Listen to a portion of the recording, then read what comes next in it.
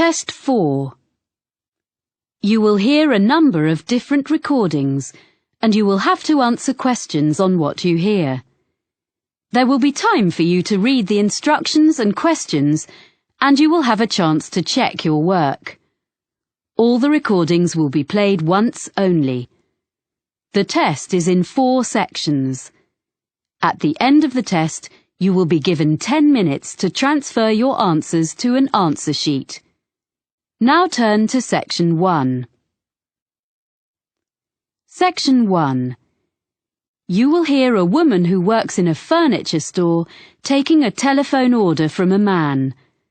First, you have some time to look at questions 1 to 5.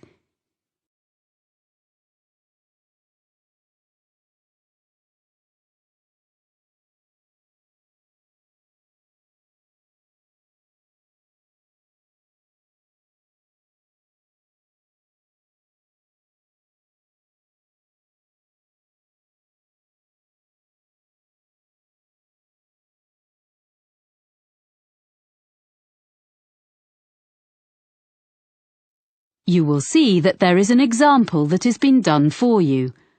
On this occasion only, the conversation relating to this will be played first. Good afternoon, Megaquip. This is Sally speaking. How may I help you? Oh, hello. I'd like to order some items from your catalogue. Yes, are you an existing customer? No, I've only just moved here from South Africa, but I picked up your winter catalogue in the city centre yesterday. Fine. The winter catalogue is our current one. As you're a new customer, I need to take a few details from you. The customer is using the winter catalogue, so winter has been written in the space. Now we shall begin. You should answer the questions as you listen, because you will not hear the recording a second time. Listen carefully and answer questions 1 to 5. Good afternoon, Megaquip. This is Sally speaking. How may I help you?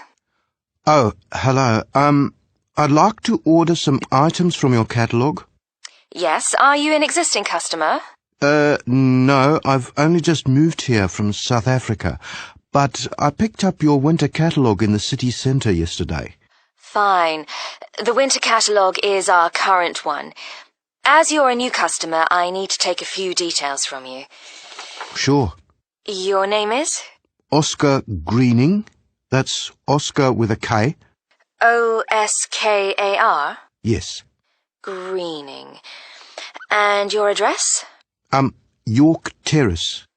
Here in the city? Yes. What number?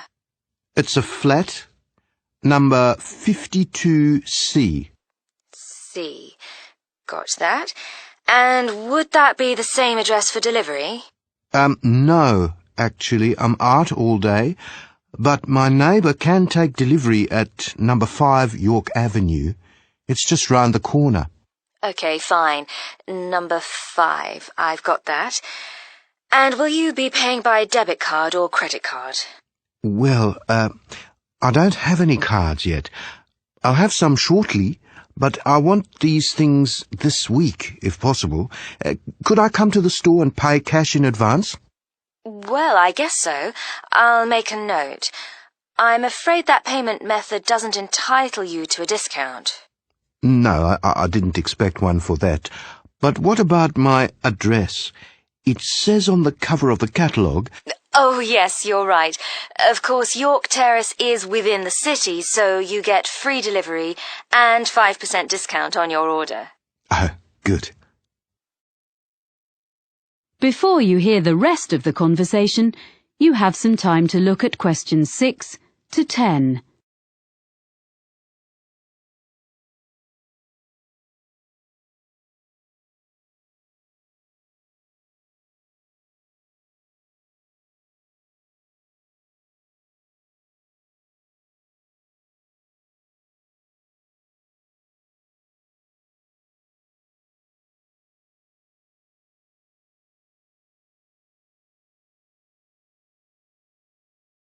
Now listen and answer questions 6 to 10. So, what would you like to order? You have our current catalogue, you say? Yes, I need 3 things for the room where I study. My office, I guess. The most urgent is a desk lamp. Is your catalogue number 664 in stock? 664? That's, not home office. It's in the living section of the catalogue. It is. I want a small one that clips onto the edge of the desk. Yes, no problem. In which colour? I'd like the greyish-coloured one, please. Oh, you mean the shade we call slate. Yes, it's a nice colour.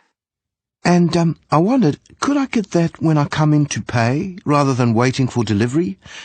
I really need to be able to read at night, and the lights in this flat are useless. Yes, I'm sure that'll be okay. I'll note down that customer will collect. What else did you want? Well, I need a chair which gives good support when I'm using my computer. I saw one in your home office section, and I think it would suit me.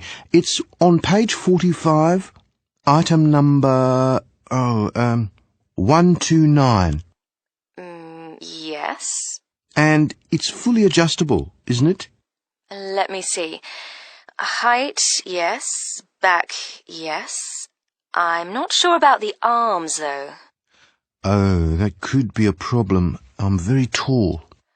What about 131 on the same page?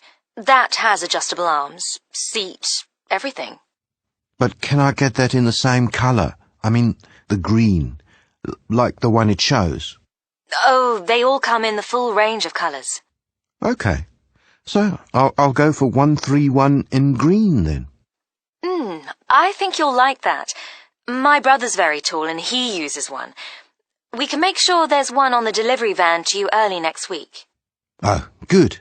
Thanks. And so, lastly, I need a filing cabinet for my documents. A little filing cabinet with 2 drawers. Okay, 2 drawers. Do you want the ordinary one or the lockable one?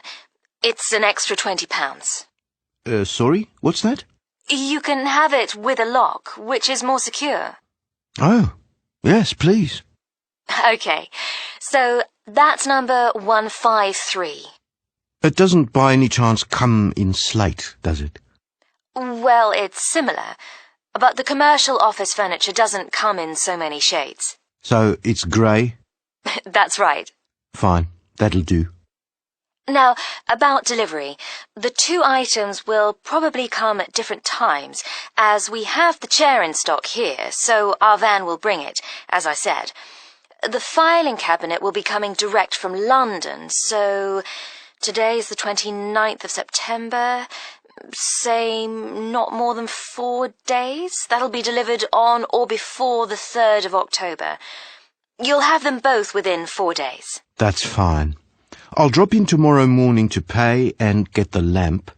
Thanks for all your help. Thank you for your order. Let me know if we can do anything else for you. Thank you. I will. Bye. Bye. That is the end of section 1. You now have half a minute to check your answers.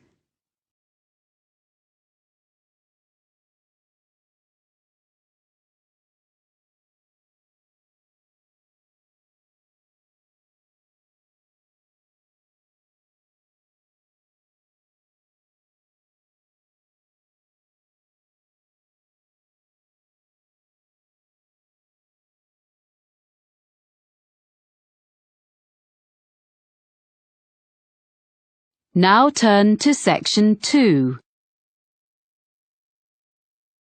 Section 2. You will hear a man taking a group of tourists around a museum site. First, you have some time to look at questions 11 to 14.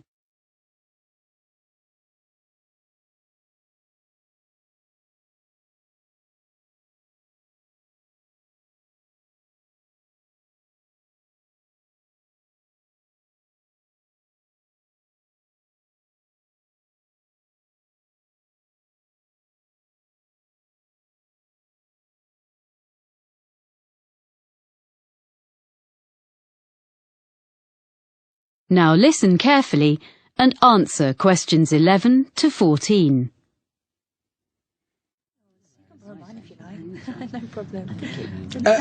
Welcome to Brampton Museum. I'm going to tell you a little bit about the museum first and then show you round. As you can see, Brampton is an open-air museum. The first open-air museums were established in Scandinavia towards the end of the 19th century, and the concept soon spread throughout Europe and North America, and there are several in Britain, all of which tell the history of a particular part of the country. Brampton focuses on life during the 19th century.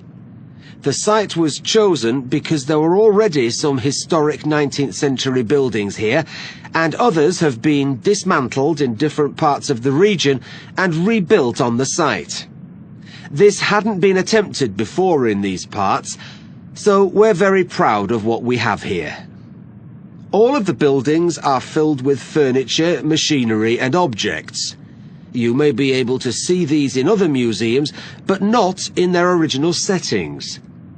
What also sets Brampton apart from other museums is that the story of the exhibits is told not by labels, but by costumed staff like myself.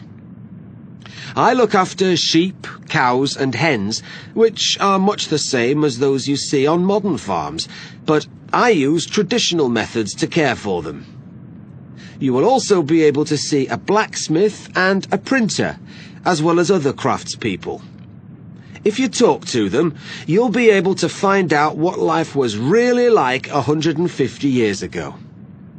Our programme of activities during the year has guided walks, an agricultural fair, and all the other events you would expect a museum to have. But remember, here you experience them in the real surroundings. The site is divided into different areas. The main building contains our High Street, which is a street of 19th century shops, offices and some homes. There's a stationer's shop which sells a range of specially selected cards, prints and copies of Victorian stationery, all available for purchase by visitors. Upstairs, in the same building, a printer demonstrates the production of posters, business cards and advertising material. Across the street from the stationer's is a clothes shop, and there's a baker's where you can watch a demonstration of someone making bread, cakes and pastries. We also have a sweet shop, which has old-fashioned sweets for sale. Vintage trams travel along from one end of the street to the other, carrying visitors on their journey into the past. We will also be visiting the farm and taking a ride on a steam train. Of course, the main form of transport in those days was the horse, and you can watch horses being exercised in the old stables.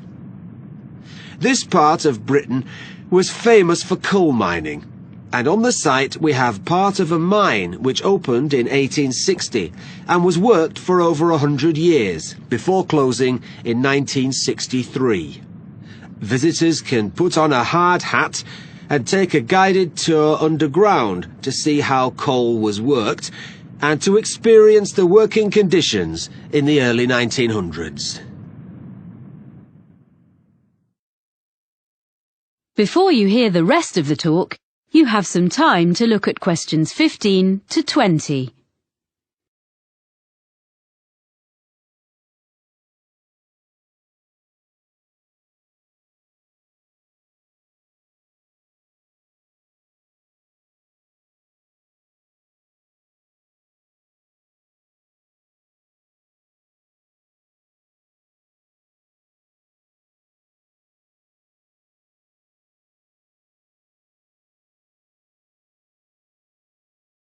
Now listen and answer questions 15 to 20. Now, if you'd like to look at your map, we'll begin our tour. The site is a bit like a circle, with the railway going round the edge. You can see where we are now by the entrance, and we're going to start by walking to the High Street. We'll go to the crossroads in the middle of the map and go straight on, making our way between two buildings on either side of the path. The larger one is an exhibition centre, but it's not open today, unfortunately. The other building is offices. The path leads directly to the High Street building, which is at the opposite side of the site to the entrance. Here you're free to wander around and take a ride up and down on a tram. We'll then take the path which follows the railway line and crosses it to the farm. If you wish, you can have tea in the farmhouse, and there'll be time to look at the animals and the machinery. Then we cross the railway line again and visit our special attraction, which is the coal mine. It's just in front of us, here at the entrance. We'll return to the crossroads and walk through a small wooded area to the manor house. This is one of the original buildings on the site and belonged to a wealthy farmer. You can look round the house and gardens and talk to our guides who can tell you what it was like to live there. We will then follow a path which goes past the pond and will take us to the railway station, which is situated between the path and the railway line. Finally, we'll take the steam train back around the site, passing alongside the high street and the coal mine back to the entrance. So, if you'd like to follow me...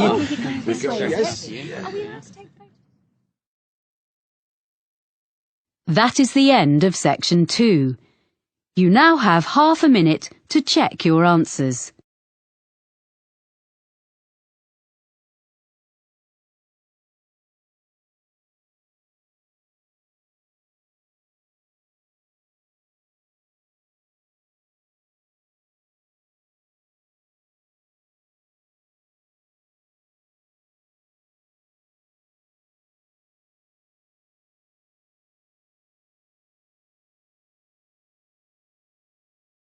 Now turn to section 3.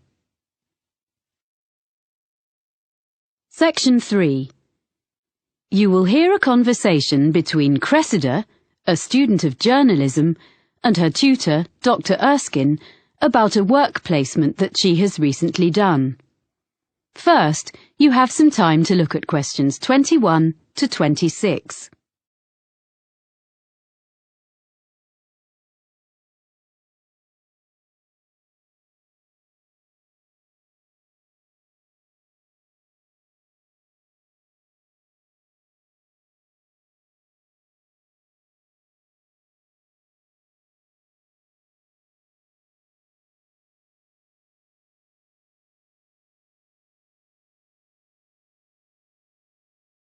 Now listen carefully and answer questions 21 to 26.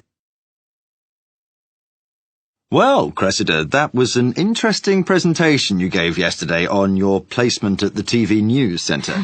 Thank you, Dr. Erskine. I did work hard on it. Yes, and you did entertain the class. They enjoyed your humour, but you informed them too. But I felt there was a bit of a backstory. You know, something you weren't telling us. So how was it really? Yeah, well, I learned a lot, as I said. But I think some of the lessons weren't ones I wanted to share with the whole group. I mean, my expectations about what it would be like were too high. I'd been fantasizing a bit about what I'd be doing. I mean, it all worked out okay in the end. But I got off to a bad start. Yes, I heard something similar from the producer, Ainsley Webb, who assessed your performance. He was quite negative about some of the things you did and your initial attitude, I'm afraid. Would you like to give me your version? I didn't prepare properly is the main thing. On my first morning, I hadn't checked my commuting route properly.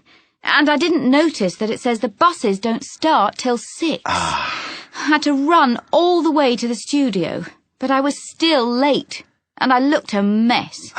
Well, better at this stage of your career than later. To be honest, I made the same kind of mistakes when I was your age. But Anyway, as I say, I think the presentation yesterday went extremely well, and I will bear that in mind when I grade your work experience overall. Thank you for being so understanding. Right. Now, have you completed your diary of what you did there? Professor Jenkins hasn't received it, he says. Yes, I have finished it, but I wanted to just tidy it up a bit. Some of it was written in a bit of a hurry. I'll email it to him this afternoon. OK, but I'm afraid he says this will have to be the last time you submit late. Journalism is all about deadlines, and if you can't manage them on your course, he can't give you a diploma saying you're competent, can he? Oh, yes, I'll do it straight after this. I didn't realise. Well, he can be a bit abrupt if he's kept waiting. It's the one thing he really doesn't like. Ooh. I'm sure everything is going to be fine. You're getting very good grades on your work, so as long as you remember that. Yes. Now, did you manage okay generally, do you think? Yeah, okay, I think. Well, it took a while to get to grips with all the equipment.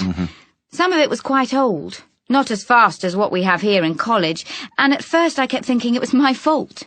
I wasn't pressing the right buttons or something. The thing was, none of the TV centre staff asked me if I wanted instructions. If I asked them how to do some particular operation, they were perfectly civil and would show me, and even say thank you for what I did do. But I felt awkward to keep asking.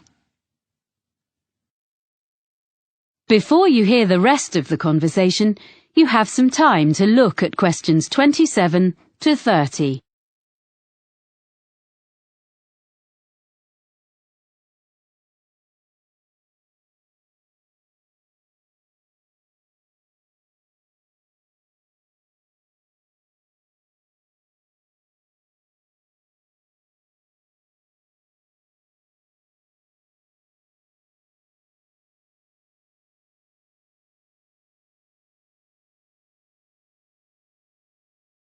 Now listen and answer questions 27 to 30. Now, well, let's just review where you are, your write-up, and what you're going to include going forward to next term. First of all, did you eventually feel you were given enough to do? The first couple of days were manic. The production team was short of staff, and I was rushing all over the building, taking messages to various people and fetching things. Of course, I didn't know my way around, so I kept ending up in some storeroom or somewhere, instead of the studio I was meant to be in. Or I mistook some important visitor for a colleague because I didn't know who anyone was. Then, after that, things sort of calmed down. So sometimes I was hanging about until someone decided to give me a chore. But I had a piece of luck at the end of the week, because they got a new bit of equipment which was the same as we have in the editing suite here, and I knew how to use it, which none of them did. So that gave me a bit of status. Unfortunately, it meant I spent the next 3 days stuck in the editing suite. But by the end, I'd shown I wasn't just a silly student. So then, when the senior reporter needed someone to go out with him when he went to interview a junior minister, I got to go along, because he knew I could handle the technical side. Well, that's good. Yes. Well, I know I need to learn from my mistakes. I mean, basically, I need to think more about forward planning. But on the other hand, I feel much more confident now. I did survive. I didn't ruin anything. I did actually make a contribution, according to the producer. One thing I want to take forward to my final assignment, though, is some reflections on ethics. Yes? I had a bit of an argument with one of the senior presenters. He was editing part of an interview, and he just changed something someone said. When I questioned him, he just snubbed me. And I mean, this wasn't some public relations expert or government professional spokesperson.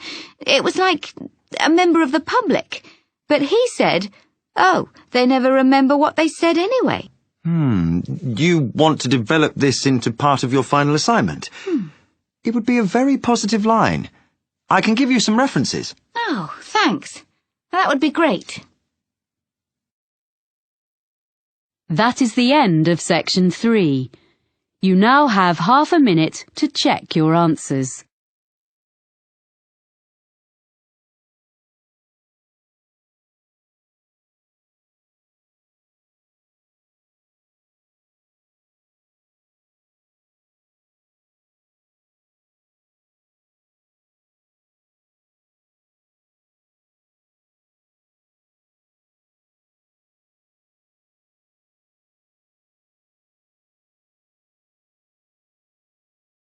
Now turn to Section 4.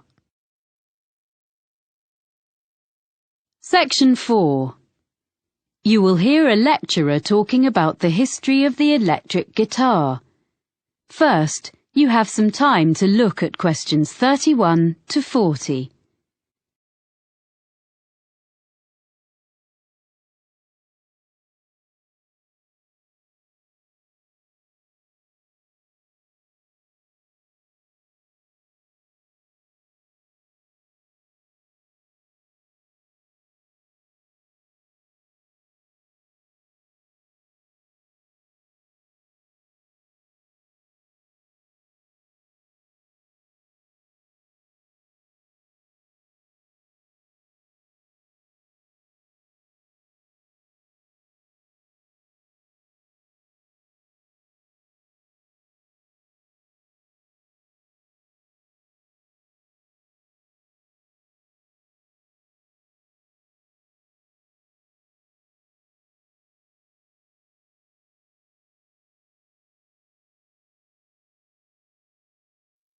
Now listen carefully and answer questions 31 to 40.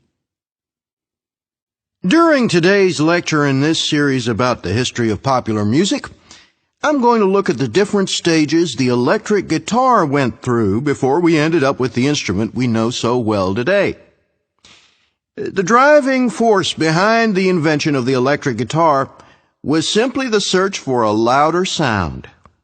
In the late 1890s, Orville Gibson, founder of the Gibson Mandolin Guitar Manufacturing Company, designed a guitar with an arched or curved top, as is found on a violin. This made it both stronger and louder than earlier designs, but it was still hard to hear amongst other louder instruments. During the 1920s, with the beginnings of big band music, commercial radio, and the rise of the recording industry, the need to increase the volume of the guitar became even more important. Around 1925, John Dappiera came up with a solution. He designed a guitar known as the National Guitar with a metal body which had metal resonating cones built into the top. It produced a brash tone, which became popular with guitarists who played blues, but was unsuitable for many other types of music. Another way of increasing the volume was thought of in the 1930s.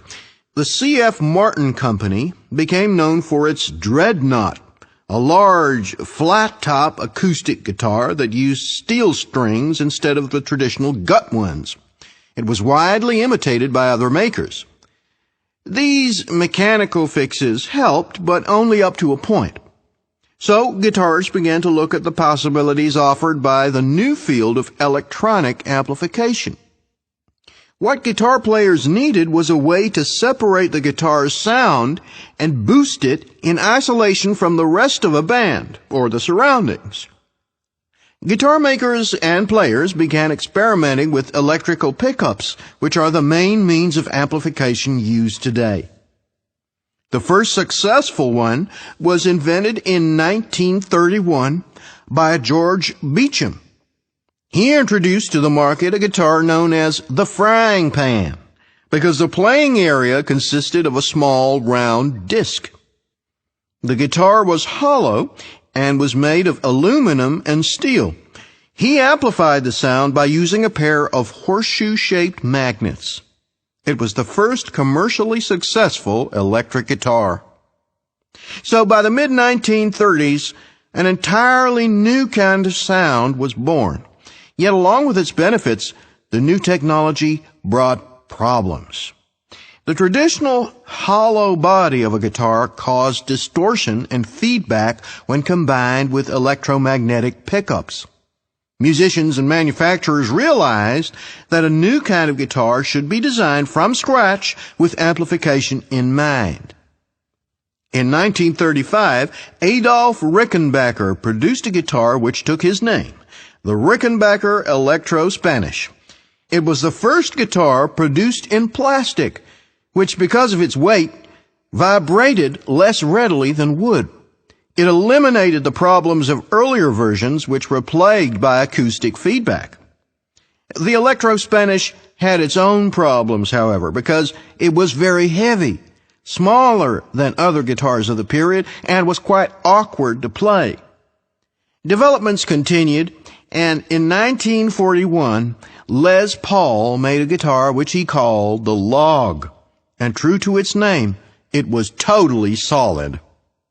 All previous guitars had been hollow or partly hollow. It looked slightly strange, but the next step had been made towards the modern electric guitar. The first guitar successfully produced in large numbers was made in 1950 by Leo Fender. His Spanish-style electric guitar, known as a Fender Broadcaster, had a bolt-on neck and was initially criticized by competitors as being very simple and lacking in craftsmanship. Yet it was immediately successful and was particularly suited to mass production, spurring other guitar companies to follow Fender's lead. In 1951, Leo Fender revolutionized the music world yet again when he produced an electric bass guitar. This was the first commercially successful bass model to be played like a guitar. It was easier for players to hit an exact note. That's why it was called the Precision. Although there had already been electric stand-up basses, this was much more portable. It is now standard in the lineup of any rock band, and some historians suggest that entire genres of music, such as reggae and funk, could not exist without it. In 1952, the Gibson Company became Fender's first major competitor when Ted McCarty created the Gibson Les Paul guitar. It was distinctive because it was colored gold.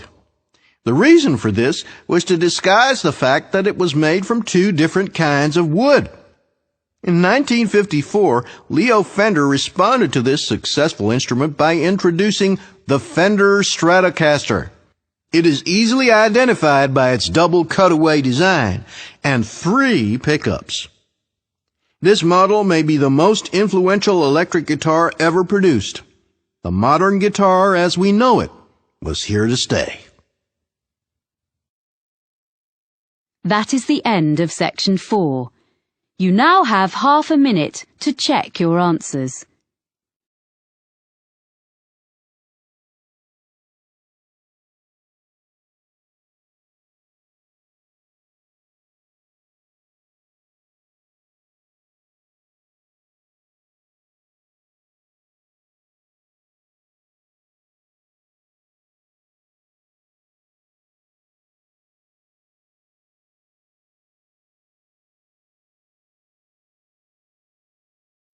That is the end of the listening test. In the IELTS test, you would now have 10 minutes to transfer your answers to the listening answer sheet.